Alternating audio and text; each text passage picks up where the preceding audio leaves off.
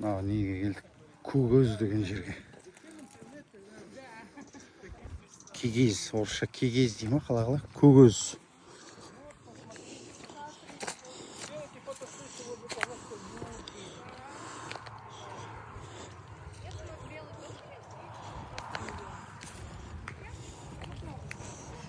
Вы еще тронете? Вы же хотели на ИБК оставить. Да, вы же ИБК оставить хотели. Игорь Вайда? Идет, она, зарядку. Игорь Бергеш,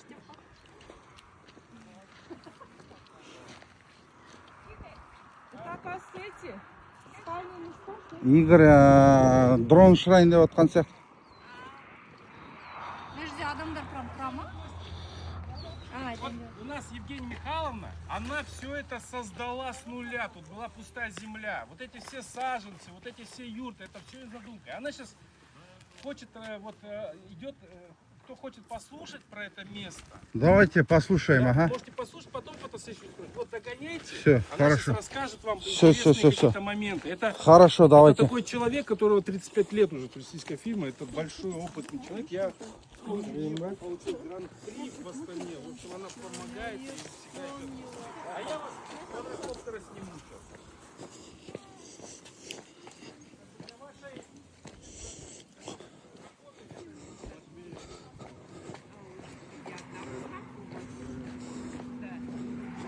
Закончила 7 лет психологом, я проработала в научно-исследовательском институте и потом ушла в туризм. То есть 46 лет я уже в туризме. 35 Здравствуйте. Лет, здравствуйте. 35 лет я возглавляю ТО «Турист». Это туроператор по въездному внутреннему туризму. И 10 лет у нас существует вот этот проект. Я вас вспомнила. Значит, мы с вами находимся сейчас практически в центре Мангистауской области. Это горная часть. Но горная часть, конечно, слово «горы» всегда в воображении создает впечатление огромных там, скажем, Кавказских гор, я не знаю, еще каких-то Гималаев. Нет, у нас тоже горы, но свои, они маленькие, но они интересны тем, что это горы, сложенные осадочными породами. И поскольку они останцевые, то практически срез вот этой горы, ну а мы с вами можем это видеть сейчас, это те слои, по которым можно геологию прочитать. Вот этим интересен Мангистау для тех, кто интересуется геологией. Потому что можно поискать, найти зубы акулы, можно аммониты найти и целый ряд других таких вот окаменелостей. Поэтому, если есть направление такое, то мы, конечно, в этом случае интересны. Когес находится в центре, в горной части, как я уже вам сейчас только что сказала, хочу напомнить это. А это дает возможность с нашей точки, то есть мы в центре полуострова, с нашей точки организовывать целую кучу радиальных маршрутов. И то есть если с города Актау это будет дальше, практически на 170 километров, то с нашей точки это будет гораздо ближе, гораздо удобнее и комфортнее. Но, тем не менее, есть у нас маршруты, которые связаны с проживанием в палатках. То есть это у нас представителей турбизнеса много, они все предлагают палаточные варианты. Вот, и это самое, и поэтому, пожалуйста, у нас тоже есть свое оборудование, полностью туристское оборудование. Мы с нашей точки, вот с этой точки, где мы с вами сейчас стоим, в радиусе 100 километров есть 80 объектов исторических, природных, культурных, которые можно включать в программы. Нами вот разработаны программы разные. Есть, допустим, двухдневный тур подземной мечети Мангистау. То есть она как бы тематическая, вот таких тематических программ у нас несколько, у нас 15 двухдневных маршрутов, из которых можно потом 6 дней и 8 дней, сколько хотите сделать. И совсем недавно мы вот закончили работу над еще одним очень интересным маршрутом в связи с тем, что у нас на территории открыты 2 уникальных археологических памятника. Это памятники, связанные с историей индийско-византийского торгового пути. То есть это предыстория Великого Шелкового пути. То, безусловно, конечно, это представляет интерес для тех, кто интересуется историей Великого Шелкового пути, историей Евразии, историей Азии и так далее.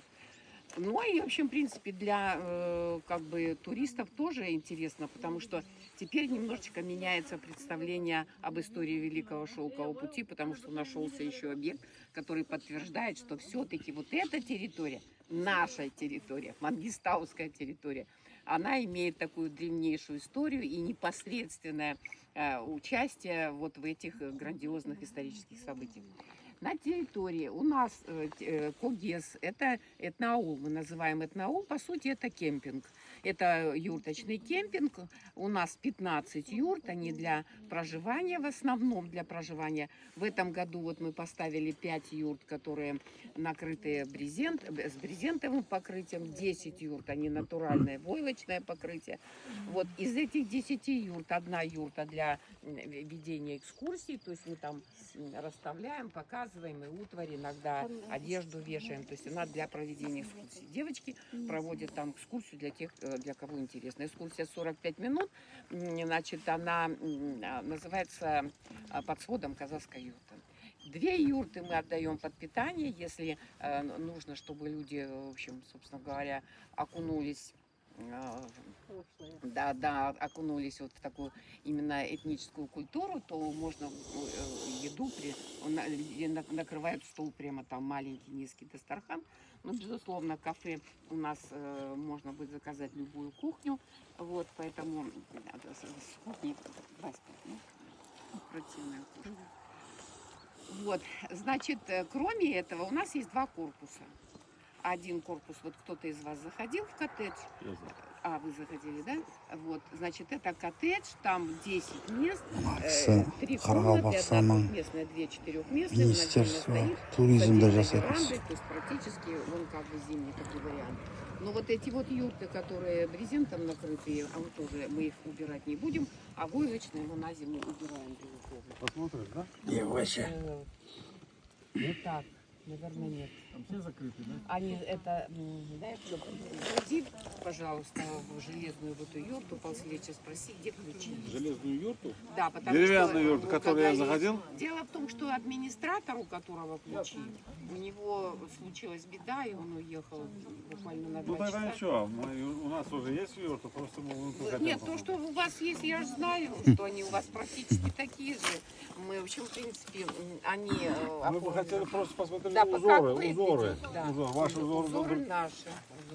Просто я бы хотел посмотреть ваши узоры, как вы оформление, как делаете, Да. какие. Ну, это, Игорь, посмотри, пожалуйста. Так там мне в смысле, где посмотреть там? В железной юрте, Павел Сильвестрович, он тебе, может быть, даст ключи от юрты, мы откроем, посмотрим. И железная, да, деревянная, которую я заходил же. Она у нас железная называется. Да? Да, дело в том, что остов у нее железный, это 16-канатная юрта железная. Мы ее просто сэндвич-панелями накрыли. Получился такой очень быстрый, экономичный. Современный, да? Да, вариант. Он экономичный, приятный, пока ветром не сдуло, слава богу. Так что вот это вот.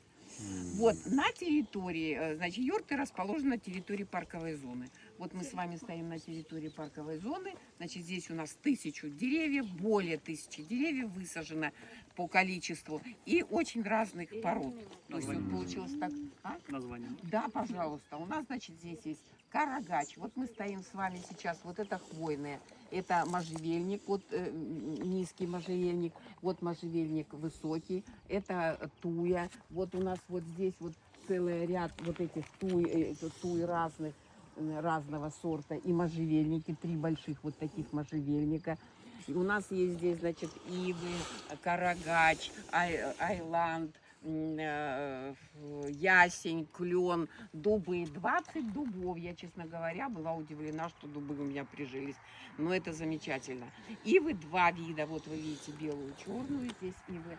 Карагачи, разные карагачи. Есть крупнолистный, мелколистный карагач. Что еще? Акация. Вот нас очень любит акация.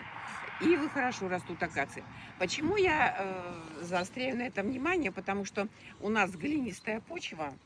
Вот здесь вот маленький кусочек, вот этот песок. Вы глубже копали и чернозем положили, да? Нет.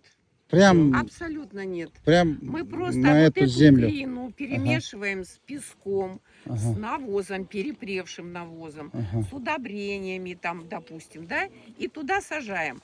Дело в том, что чернозем привозить смысла нет. В результате все равно вот этих природно-климатических условий и воды, а вода у нас минеральная, с сульфатом натриевая, которой мы поливаем, у меня все равно будет не та почва, Превращается которая- да. в каменную почву, да? Да, поэтому лучше всего, вот и мы, значит, такой вот получился вариант, мы попробовали, очень хорошо получается, ну вот это вот вы все видите. Из фруктовых деревьев, груши, яблоки, у нас сегодня в этом году было груш полно, яблок полно, все оно растет в парковой зоне, приезжайте, рвите, ешьте вишни, абрикосы, сливы, алыча. Вроде вот, очень плохо приживалась шелковица. Но вот сейчас 3 штуки шелковицы выросли. Маклюра, есть такое не очень красивое. Катальпа. Что еще? Ну, в общем, в принципе... Пальма не растет здесь Катальпа? вообще, да? Нет, пальма. нет. Вообще Пальма нет. не... Нет, я даже не пытаюсь. Брали любые растения, да, которые... Нет, раньше не здесь любые вырастают. Вот те, Нет, которые... в смысле, по природе, там, например, раньше здесь же не было этих, да, вот таких. Да, конечно. Хвойные, например. На этой территории вообще Да, ничего не да, было. да. Ну вот потом вот это вот, естественно, очень сложно, в общем, потому что что-то приживается, что-то нет. В глину и минеральной водой поливаем. Безусловно, это, в общем, не всем нравится, поэтому половина... По-казахски арша это, да?